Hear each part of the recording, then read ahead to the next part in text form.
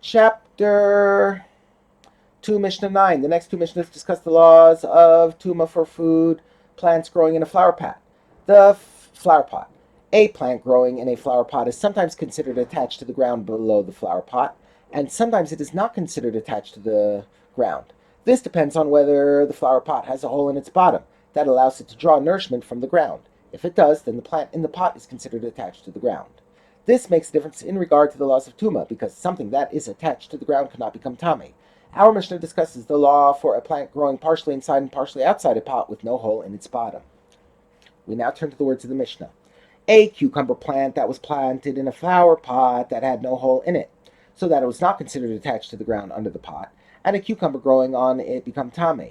Then, as the plant grew larger, some of its branches grew out of the flower pot, and now hang in the air directly over the ground. The law in this case is that the plant and cucumber growing on it are now tahor, since the branch and leaves outside the pot now draw nourishment through the air from the ground below. The plant has legally become attached to the ground. Something attached to the ground cannot become tame. The plant and its cucumbers therefore lose their tuma.